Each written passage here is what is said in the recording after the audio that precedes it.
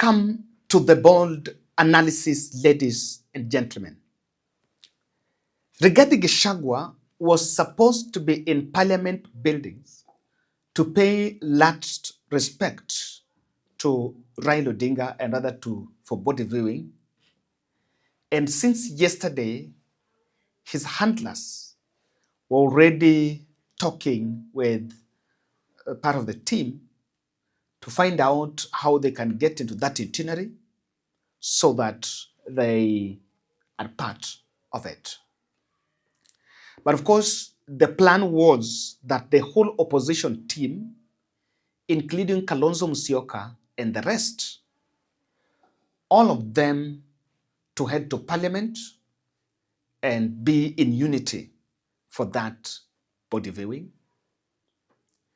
But unfortunately, a decision had to be made last minute for Odinga, for Rigathi Gachagua not to make his way there. And I want to explain to you the behind-the-scene intrigues behind that decision. Kalonzo Musyoka was out of the country. So he arrived today very early in the morning at the airport and received the Tanzanian Vice President and Jakaya Kikwete, the fourth president of the Republic of Tanzania. And from there, then he made his way to Nyayo National Stadium for that solemn occasion. Meanwhile, the other team of the opposition politicians were in a city hotel. There was option, they planned to go direct because they did not understand how long it was going to take because that information had not been provided. And they were completely knocked out of it. But Martha Karua and the team made its way to Nyayo National Stadium. Martha Karua, Matiang'i, there was Mukesa Kitui, Justin Muturi, amongst others, other opposition politicians who are there. Another side note, I've realized there is this leader from Tanzania who was asked, Tundu Lissu was asked one of his handlers to come to Kenya to attend the burial of Odinga on his behalf. Yeah, I was there.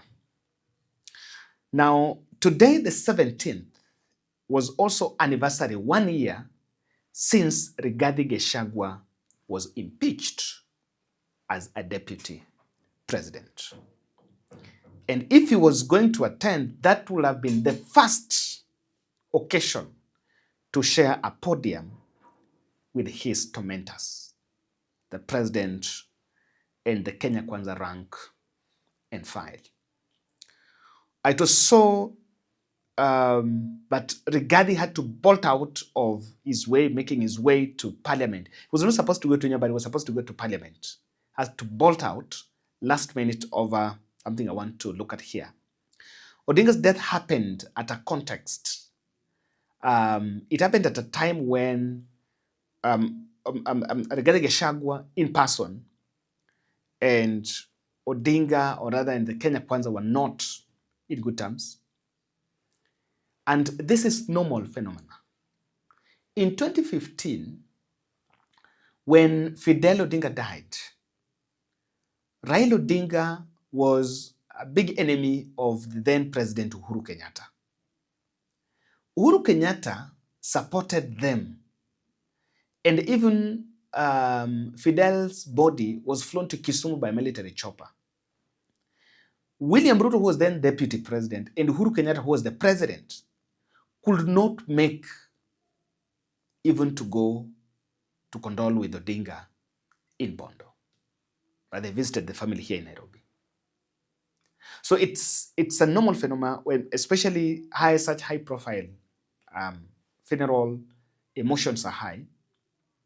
And do you know, in Bondo 2015, the president, former President Uhuru Kenyatta, sent Rachel Omamo to read the president's condolence message, and she was heckled. She could not even read it. And you look at the mood, in that Nyayo Stadium, there was a very high possibility that regarding presence there would be some things that would have come out there. I think one of the things why he had to completely sit out, but I've seen he's been issuing his message. And let me just look at that shortly, because it's good to say that. Someone say, hey, Kevin, but kwani yeye kutuma condolence message? Yeah, he's been sent actually his message since Odinga died. And if you look at the comment section, you'll understand. Probably this, he said, Baba Raila Odinga, may you rest well. To the family, your spouse, Mama Ida Odinga, and your children, my family, I join you in prayer during this difficult moment. My deepest sympathies to you and to the people of the Republic of Kenya, the Enigma Baba, the father of our democracy, and a formidable hero of Kenya's second liberation. You stood tall and strong in intellect, knowledge, and quest for democracy. You faced brutal regimes' brutality. You were tortured, jailed, abducted, and detained severally for Kenya. When the history of African Pan-Africanism is written, your chapter as the indefatigable Lion of Africa will attract many readers. You dedicated your life in the service of humanity as a political activist, civil servant, and university lecturer, an MP, party leader, a cabinet minister, prime minister, and many other fronts. On all of these, your trail of success and impact remains indelible. Kenyans will not only remember your craft in resilience, persistence, and democratic values, but your voice during difficult moments. His voice was there when the country needed him. So you get to understand, if you look at the protocol, at Nyayo, of course he would have been humiliated. Simona hapo ni Uhuru, nani, and all that. If you look at the sitting arrangement, Kalonzo was given a seat along the ministers, your royal ministers, so it was front seat. The others were pushed in the periphery. And I think it's only Kalonzo who was recognized. Kithure Kindiki recognized Kalonzo Musyoka. But all the other leaders who were there were not recognized. So that tells you that already that place was very attained for it. But before I explain why he was away, if someone planned to run some ethnic vitriol against Rigathi Gachagua by making sure, of course, situation being hostile on that, then you will get to learn so many lessons. You have a long way to go if that is your brand of politics. Uhuru Kenyatta was received well by the people. Uhuru Kenyatta Luo? No. Look at the video of Mama Ida getting to the stadium. Who was with Mama Ida? Who was with Mama Ida? That was none other than Jimmy Wanjigi, Raila's friend. But then those are the people those are the people who want to hear their voices. Leave alone these state players. Leave alone Ruto Kindiki. No. The people who want to hear is Kina Wanjigi. We want to hear the voice of Kalonzo. These are the real men and women who stood with Baba. Ukweli usemwe. Kwani.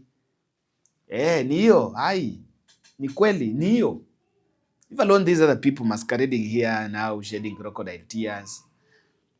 The people that stood with Baba and Baba needed them. Those are the people we want to hear. We want to hear their voices. The SK Masharias. Those are the people.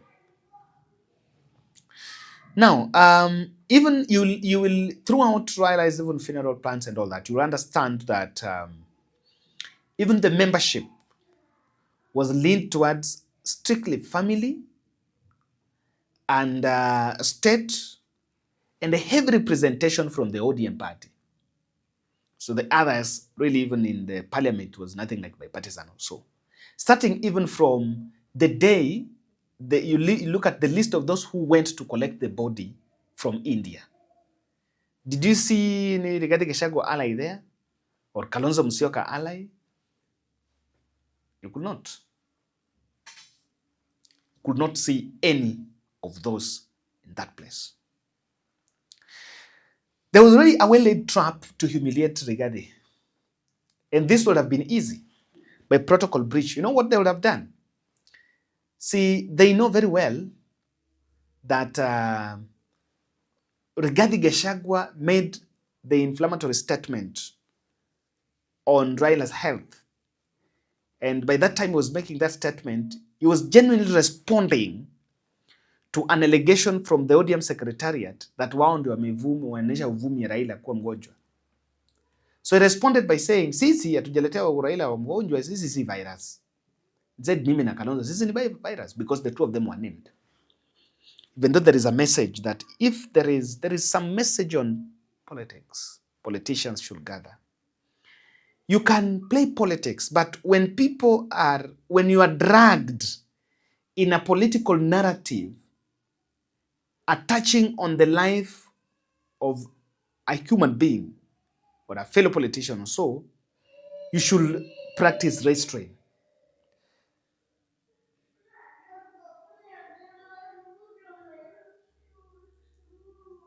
So, like they mentioned both him and Kalonzo. Kalonzo never responded to it, but Rigathi responded. So because of that response, ameshikiwa hiyo. Sema wewe uliongea baya.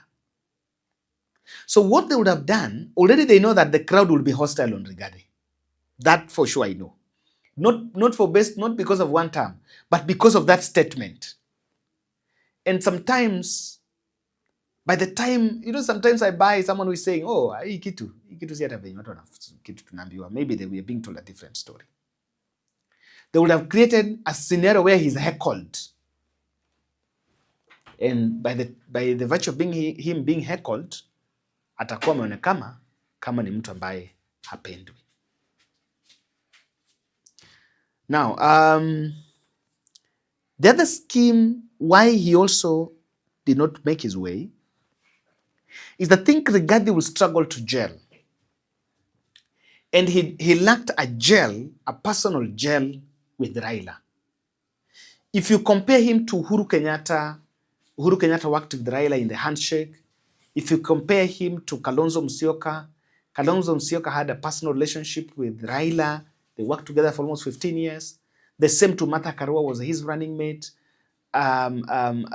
If you look at Mukisa Kitu, his path did not, and so he did not establish a nexus, because another way that would have been easy is if you have a relationship with Odinga family. Then the issue will be security concern, because you look at the chaos that happened yesterday, you don't know what will happen. So, and he is not in good terms with the state. Sometimes you just avoid some of those platforms. Ingekuwa ni Raila is the only person who could go mahali hata mtu nafikiria hawezi fika, na akifika atapata tu, ataongea. Nyinyi mtafikiria huko hawezi enda, atakuja na ataongea na atarudi, and nothing will happen. So I think it played out well, and that is, according to me, why he made up that minister decision. Thank you.